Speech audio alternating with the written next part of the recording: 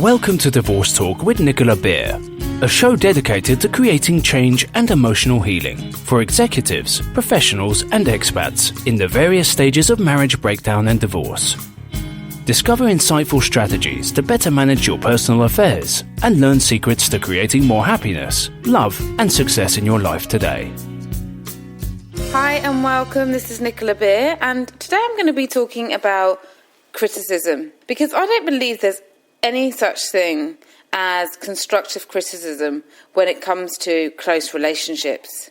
And I don't actually think there's any room for criticism in a marriage, and I'm going to explain why in a minute and what you can do to remove criticism in a positive way from your relationship. So let's just be clear.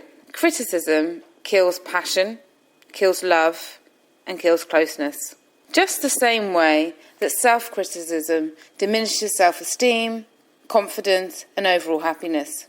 Even in business surveys and statistical data, they show that frequent criticism is often attributed and responsible for millions of employee sick days, job dissatisfaction, resignations, which in turn, as you would expect, leads to a decrease in productivity and profits.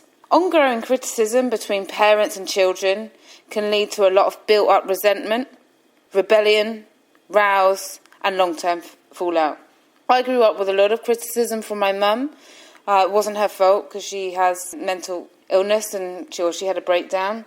But she was very critical. I had a lot of resentment towards her.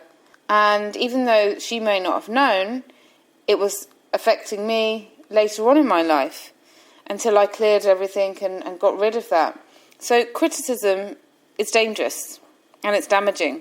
I've seen many times the damaging effect that frequent criticism can have in a relationship, in a marriage, and to a person, where an individual loses complete sense of who they are and their happiness. And I wanted to share some insights and a new way of expressing complaints and moving away from criticism. This is especially important if you're married to someone, or if you're in a relationship with someone, or if you yourself are someone who really values and needs words of affirmation, admiration, appreciation. As it's a criticism is the opposite of what you need, and it's likely that you will want to distance yourself, seek attention outside, and even dread seeing that kind of person. Another mistake, equally as hurtful as the criticism, can be when one in a relationship states, "You're oversensitive," or "Don't be so emotional," or "You're overreacting." And whilst you may believe that they are oversensitive or overreacting, it really exasperates the problem. It never solves anything. Telling someone that they're being over emotional, overreacting, they're too sensitive, is never going to get them to say, "Oh, do you know what, you're right." Because if they are in an emotional state, they're feeling that. And they're thinking like that. And so anything you say is just going to add fire to the argument. It's like pouring petrol onto a fire as well. Because the pain will flame up inside them. And marriage experts have shown, and even you would know this with common sense, that if you start an argument or if you start a discussion negatively, if you start a discussion by telling someone that they shouldn't feel the way they feel, or criticising them for even having the emotions that are coming up to your criticism, it's never going to go well. You're never going to have a good, peaceful result where both of you think, "Oh, this is positive." So this is really important. And also important is self-criticism, because if you're not even criticising someone but they're taking it critically because they are their own biggest critic and their self-criticism is playing a role, then self-criticism can also damage the relationship. It can damage the ability to receive love. It can damage the ability to see things as they are. So this is also really important. So I'm going to be talking about criticism in relationships, and then I'm going to be talking about self-criticism in relationships. And we need to look at and judge ourselves that, is this an area that I could change? Is this an area that I need to be aware of? And start making changes. Because how we react to others and treat others has a lot to do with our own belief systems, our own issues, our own past history. And so we need to recognise if we would need to work on ourselves as well. Now, let me just say, I am a realist. I offer practical strategies in the coaching that I do, and I recognise that you will always have some complaints about a person you live with. That's inevitable. In fact, it would be pretty strange if you didn't. But there's a huge difference between a complaint and a criticism. The difference is how much damage it does to the relationship and the person. A complaint focuses on a specific behaviour or event. It does not attack the person's character or personality. For example, I'm really annoyed that you didn't clear up the living room after you last night. We agreed we would do it after ourselves. Could you please do it now? That's a complaint. Like many complaints, it has 3 parts. Part 1, here is how I feel. I feel annoyed, in that example. Part 2, a specific action, inaction or situation, clearing up the living room, in that example. And part 3, here is what I need you to do now. So, you give an example of what you want them to do, or what they need to do instead, what you want or prefer them to do. So, in this example it was, could you do it now? So listen to the 3 parts when I say it again. I'm really annoyed that you didn't clear up the living room after you last night. We agreed to do it ourselves. Could you please do it now? See, it has 3 parts. And a criticism would be, in contrast, something that expresses negative feelings, judgments, opinions about the other's personality, character or intent. So in this example it would be, why are you always so forgetful? You never do anything, and I hate having to clear up after you all the time. You just don't care. So you can see that's a judge on their character, it's a judge on their intent, and it's attacking their personality. 3 very common forms of criticism are the use of saying always, never, all. And also, be careful to avoid the statement, what's wrong with you? Any complaint can be turned into a criticism when you say, what's wrong with you? At the beginning of the end of the statement. So now I'm going to give you some more examples, just so we can get into the swing of this. And as always, this will be on my blog, which is www.purepeacecoaching.com. So if you like this episode or you want to read it rather than listen to it, just go there and you'll find it. And it's called No Room for Criticism in Relationships. So here's an example. Complaint. I wish you told me earlier that you were too tired to make love. I'm disappointed and a little frustrated, I guess. Please let me know next time when you're not in the mood. I'm fine with a no. So that's a complaint. A criticism would be, why are you always so cold and selfish? It's not fair to lead me on. What's wrong with you? Maybe you need help. And by the way, these examples are things that happen quite frequently in the stories and the people's lives that I work with. And I try and help. So I'm using these examples because maybe you may be able to relate to some of these. Okay, here's another complaint. I get scared when you drive fast. Please can you drive slower? There are so many idiots on the road, it makes me feel uncomfortable. A criticism would be, you're driving like a maniac again. Why are you so aggressive? You're going to get us killed. I cannot stand you driving. You just don't think or care about us at all, do you? And my final example of a complaint is, I feel like you're not interested in me anymore. When you come home, you're always on your phone, your laptop, or watching TV. I'd love it if you spent more time with me first. Or that we went out and did something together. I'd like us to interact and share more. Criticism. Everything and everyone else comes before me. I'm always last on your list. Why are you so selfish? Always got your head buried in that laptop, TV or phone. You make me feel so crap and so insignificant. What is wrong with you? If you're hearing echoes of yourself in these, you're not alone. Criticisms are very common in relationships. We see and hear criticisms everywhere.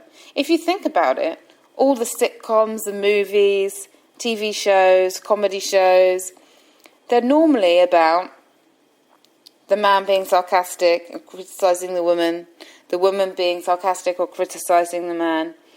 And it becomes part of what we say to each other, but we just need to be careful, because if we're doing criticising, or if we're being sarcastic and we're moaning about someone's behaviour or them, or moaning about their character, personality or intent, normally we're actually doing that is because we want change in their behaviour. We're hoping for change. So for an example, the first example I gave, making love. So you're hoping by criticising them, if you're attacking them, like, why is they cold and selfish? You're hoping that they're going to all of a sudden say, you know what, you're right, let's make love, or I'll change and I'll tell you, I'll be more open, But criticism gives the opposite result. It makes someone want to be a million miles away from you.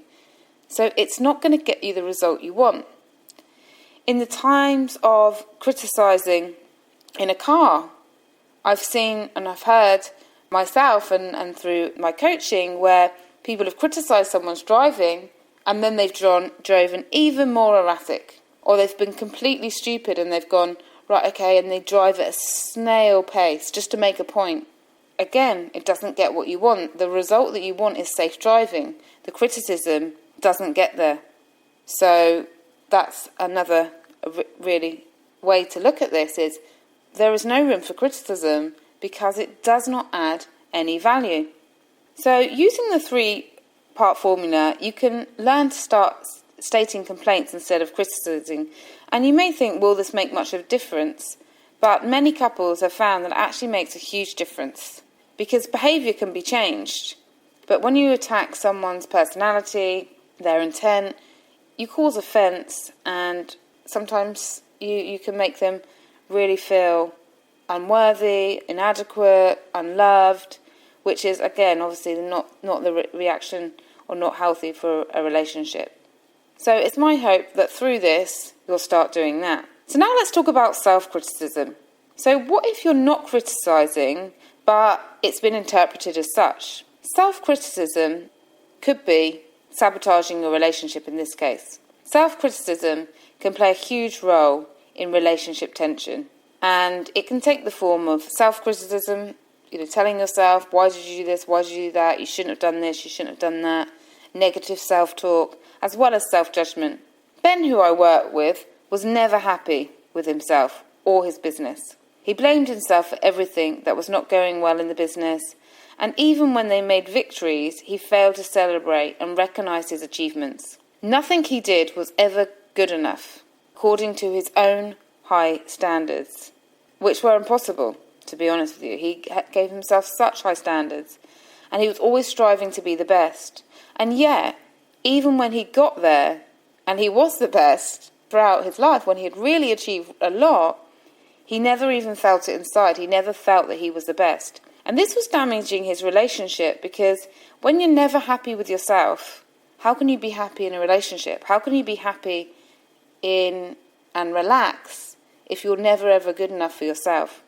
And Heber was also hypersensitive for any comment, because when someone did criticise him or did make even a complaint, he would overreact because he is so upset and deep inside. But he needs to realise that. Someone pointing that out rarely will help, especially if it's your spouse. Melissa was another person I was working with, and she was a perfectionist, and she was married to Ed, and she's always striving to be perfect in every way possible. When we first discussed her life, she explained how she evaluated herself constantly. Daily, she would rethink what she could have said, thought, or done better. Sometimes beating herself up for not being morally or religiously perfect. Other times for not having done a good enough job. Any negative comment, complaint, or disagreement directed at her would set her off. It set her off because it triggered her own sense of, I'm not good enough, I'm not worthy, I don't deserve it, which was much deeper. And Ed was at the point of despair when he saw me. His wife's sensitivity was driving him away, as the whole family felt that they had to walk on eggshells around her. And it's never, as I mentioned, never beneficial to accuse someone of being too sensitive. Instead, you need to work on building them up and they need to embark on their own healing journey. Lastly, I'm just going to give you one more example of Debbie, another lady I was working with who wanted to transform her relationship by letting go of her own inner critic. And her inner critic started after her husband had an affair, because she began criticising herself heavily on the way she looked, acted and handled the situation. She was angry at herself for not seeing the affair, for not being able to control her emotional eating, for allowing her weight to increase, and for being weak by staying in the marriage. So she couldn't really win. So she was judgmental of herself for staying in the marriage, and also judgmental of herself for wanting to leave at a certain time. So she was never comfortable with herself because she'd internalized the affair so much.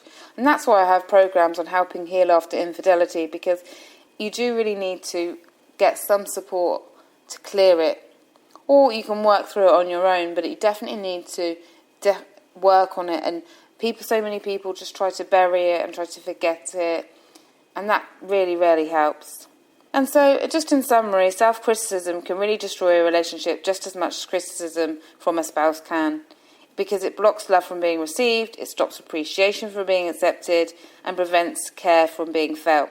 Ben, Debbie, Melissa, the examples I gave you, all booked my Receive Love to Transform Your Relationship VIP day, which I do on Skype, or I do in person in Dubai. And actually it was my most popular package, because healing a relationship can also start from within.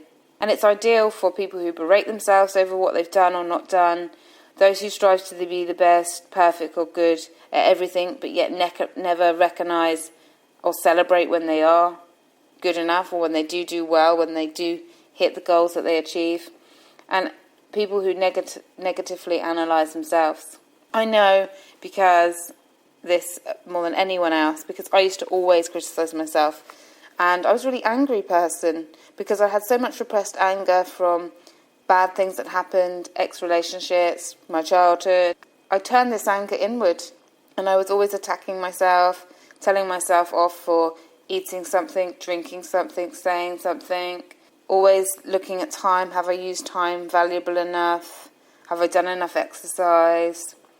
Did I say the right thing? It was a nightmare being in my head, being totally honest with you. And I'm so happy I'm free of that now. And it took steps to get free, but it's possible. And once you're free of it, if any of this is resonating to you, life is just magnificent. I can't describe to you the change, just the overall feeling of happiness when you wake up. You just feel like jumping out of bed, and it's just an amazing way to live. So if this is affecting you, then definitely look at steps to change it. Whatever you do, whatever coaching or healing or focus you give to it, just do something, because it's amazing. And for those of you that are listening thinking, I don't criticise myself, I've never done that, lucky you. That's all I can say. I don't know how I managed to live with it for so long, or how I had it, but it's great to be free of it. So, this is for people who do criticise themselves, who do say to themselves, why did you do this? Why did you do that? Here's a little 3-step thing you can do. So number 1 is focus on complaints, not criticism. So this also involves you. Don't criticise yourself. If you went out last week, got too drunk and made an idiot of yourself, don't criticise you. Don't say you're a terrible person, I feel guilty, I hate you, or whatever to yourself. Say, that behaviour is not me, that behaviour is not good, I'm not going to do that again. If, for example, last night you ate 100 bags of crisps, obviously you wouldn't do that, but I think that's impossible, I don't know why that came up, but let's say you ate a lot of crisps, let's say you ate something really unhealthy that you're not happy with, and you ate it in a huge amount, telling yourself that you're fat, you're ugly, you hate yourself, is not good, because it's attacking you. You need to attack the behaviour. If you got in a row with your partner last night and you said some really horrible things, you made threats under your anger, you smashed things, you got really worked up inside and said things you really regret, again, don't attack yourself, attack the behaviour. Hope that makes sense. So the next things you can do is step 2, praise yourself and others. So start admiring and praising yourself and your partner. Make a note of all the things that you or your partner did well. All the things you're pleased with that happened. If you're single, just praise yourself. Nothing is too small. And then share it with your loved one and reward yourself. It's very important to reward ourselves when we're doing well, when we're doing good, when things are going good. Recognising them. Because if we don't recognise the good things, then what's the point? So no matter how small, just recognise things that are good and healthy and happy in your life. And then step 3 is love the things you hate in your partner. So what I mean by this is, and this relates to the complaints as well, if we want to feel more loved ourselves, if we want to feel better about ourselves, then we need to be able to love other people for the things that we dislike in them. So I had one couple and she really disliked the fact that her partner was tight with money and he didn't spend much and he wasn't spending any money on her. And through some coaching, it turned out that she didn't like that about herself as well. And sometimes the things we don't like in our partners or in our friendships or in our children or in our parents are things that we don't like about ourselves. Because sometimes there's a mirror reflecting back at you, the qualities that you don't like. This may be true for you, this may be not, so feel free to reject it. But if you can practice loving your partner, your children, your parents, anyone around you, for the things you dislike in them, you're giving a message to the universe. I'm loving despite flaws. I'm loving despite the imperfections. And it helps us recognise that we also can be loved for our imperfections and for the things that we're not perfect with.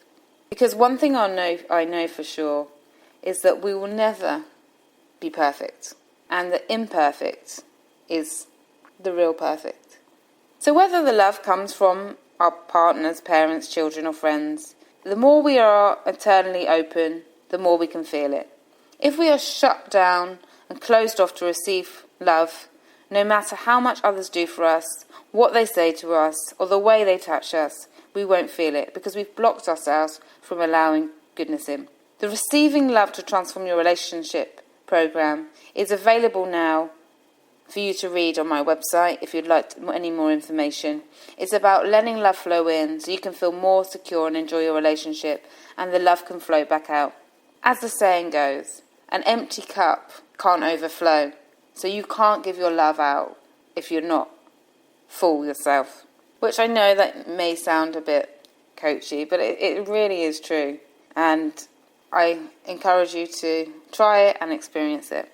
So I hope you found something useful in today's episode. Thank you so much for listening, and looking forward to being with you on another podcast. From my heart to yours, have a great week ahead. Thank you for listening to Divorce Talk with Nicola Beer. If you have enjoyed the program, please leave a rating and review on iTunes so more people dealing with marriage breakdown and divorce get the support they need. If you want more great free resources, such as Secrets to a Happier Relationship, Moving on Fast After Divorce, or tips on parenting through divorce, be sure to visit www.purepeacecoaching.com today.